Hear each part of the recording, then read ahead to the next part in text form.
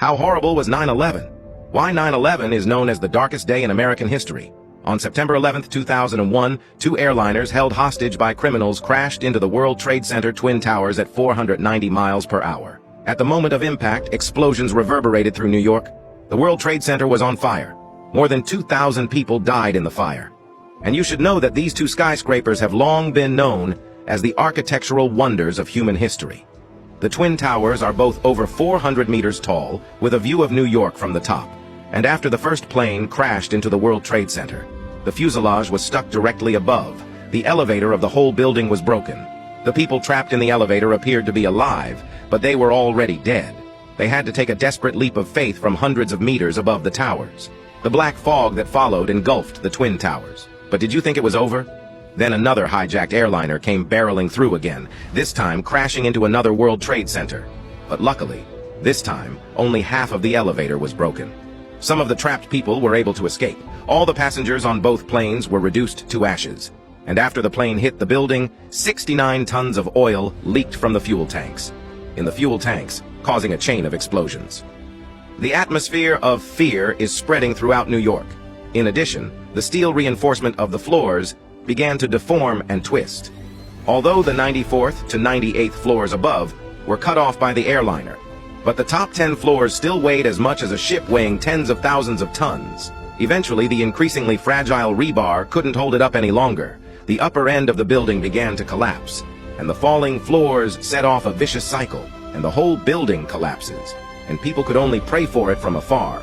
In fact, when we cut through the sections of these two towers, you'll see that the buildings are made of dozens of steel bars running from the bottom to the top, and a grid of steel columns inlaid in the exterior walls. And then workers build the floors layer by layer. It's like a solid foundation. And the designers also put dense elastic shock absorbers on both sides of the floors. So even though the building was hit by an airliner but it didn't collapse, unfortunately, in the eyes of these crazy bandits. The so-called iron walls were still useless. After 2 hours of fire, the whole building collapsed. The two multi-billion-dollar skyscrapers were reduced to a charred heap.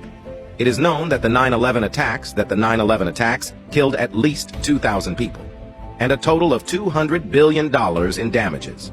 The two mega towers were turned into a living hell. That's why 9/11 is also known as America's darkest day. The ferocious U.S. Army was beaten to death. How horrible was the Viet Cong tunnel warfare? First of all, the Viet Cong tunnels were built like underground palaces. Not only were the tunnels extremely complicated, they also have a lot of war resources. Tens of thousands of American troops were beaten to death by the Viet Cong's tunnel warfare. For example, a seemingly ordinary pigsty. Thousands of Viet Cong troops were trapped underneath. The Viet Cong underground are always watching the ground. Whenever they see the right moment, they'd show up in places you wouldn't expect. And the U.S. troops in the basement could get shot at any time. The U.S. Army used carpet bombing for this purpose. But when the shells fell on the Viet Cong's territory, only left craters of various sizes. They couldn't force out half the Viet Cong. The Viet Cong not only had their own command center in the underground city, they also have medical rooms, kitchens, warehouses, armories, and even gyms. And the weirdest thing is that the Viet Cong have tunnels all over the country. Even the rivers may contain Viet Cong tunnels. It's really creepy. The U.S. Army poured tons of poisonous fog into the tunnels. They were trying to suffocate the Viet Cong underground. But the Viet Cong had a plan of their own. They had already predicted the American Army's prediction. They had prepared a large amount of sealing material. The poison couldn't penetrate the Viet Cong's living quarters, and the Viet Cong were always on the move. Normally, they look at the American troops up there like they're a piece of meat. Every night, the Viet Cong would organize hunts and harassment of U.S. troops. It made the American Army extremely tired. In the end, the U.S. Army had no choice. They began to think about digging tunnels to fight the Viet Cong. However, when the U.S. Army blew up the tunnels, they were surprised to find that the space in the tunnels was very narrow, especially because of the size of the American troops. They couldn't even turn over in the tunnels. And even if some skinny Americans forced their way into the tunnels were full of unknown traps, like rollers, water shields, and poisonous bugs. Many American soldiers were killed by these traps before they knew what was going on. It's too bad. And the Viet Cong in the tunnels, they were like a magic bullet. They seemed to be able to predict the position of the Americans. At the fork in the tunnel, there were many Viet Congs crouching. Whenever the Americans showed their heads, they were killed instantly. Therefore, the American troops were often killed in the tunnels. and some of the more cunning Viet Cong would ambush them at the tunnel entrances. Once the Americans appeared in the ambush circle, a grenade would be thrown at them. Then the Viet Cong would quickly pull up the flaps. The Americans inside will be blown into a bloody mist, but the Viet Cong didn't get hurt. Therefore, the Viet Cong's tunnel fighting was known as the American Army's nightmare. This picture has haunted countless people around the world. The color of the dress also caused a huge controversy on the internet. The point of contention is the real color of the dress. There are two main camps. Some people think it's blue and black stripes. Others think it's white and gold stripes. And both sides are very firm in their judgment. But it's this seemingly ordinary picture that's making waves on the internet. Back in 2015, an American girl uploaded a picture of a horizontal striped dress. At first, she thought the color of the dress was white and gold. Her friends insisted it was blue and black. They argued and neither could convince the other. So she posted the photo on the internet. Unexpectedly, this photo quickly became popular. Netizens pointed out their own color, and the debate about the dress quickly spread to other social networks. And it eventually turned into an internet war, spreading all over the world. All over the social networks, people were talking about the color of the dress. Is blue and black or white and gold? The two camps were at odds with each other. According to an online survey, about 69% of people think they saw a white-gold color, and 31% of people think it's blue-black. In fact, the true color of the dress is actually blue-black, but the answer never convinced those who saw white and gold.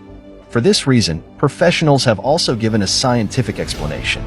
If you see blue-black color, it proves that the cone cells in your retina have a high color perception ability, causing your eyes to actively eliminate some of the interference to see the truest colors.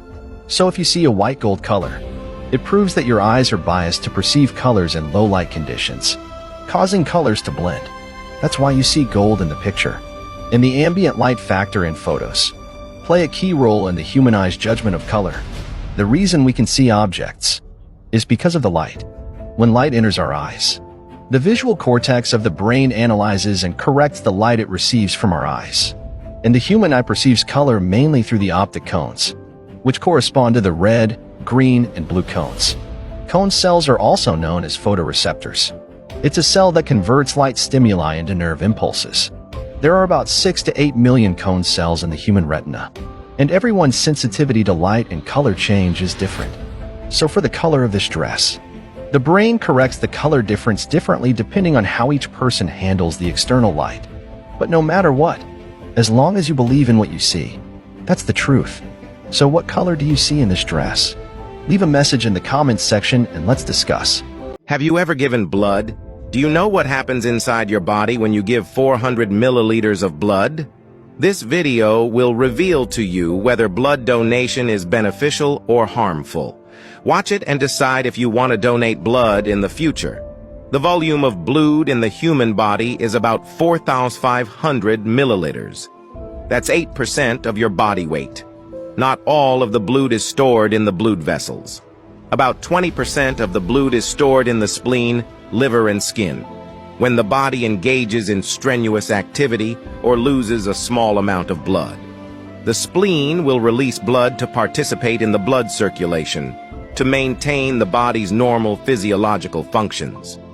Under normal circumstances, the maximum amount of blood you can donate is 400 milliliters, not more than 1/10 of the body's blood volume. If you donate more than 800 milliliters of blood in a single session, may be life-threatening. So donating blood is not harmful to the body, but it's definitely not good for you either. Anyone who has donated blood knows when you donate 400 milliliters of blood at one time, you'll feel dizzy, weak, and your heart beats faster.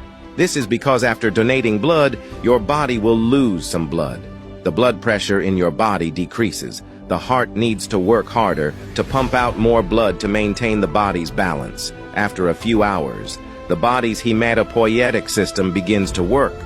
Due to a short-term shortage of red blood cells, the body's oxygen supply decreases. At this time, the hematopoietic organs begin to secrete a red blood cell antibiotic protein. These proteins travel with the bloodstream to the bone marrow and stimulate the bone marrow to produce hematopoietic stem cells during this process.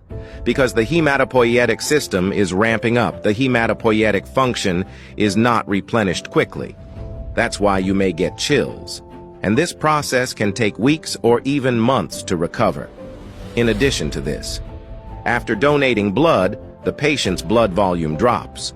The body's regulatory functions have not yet fully adapted, and there will be a temporary decline in immunity. This will make you more susceptible to disease.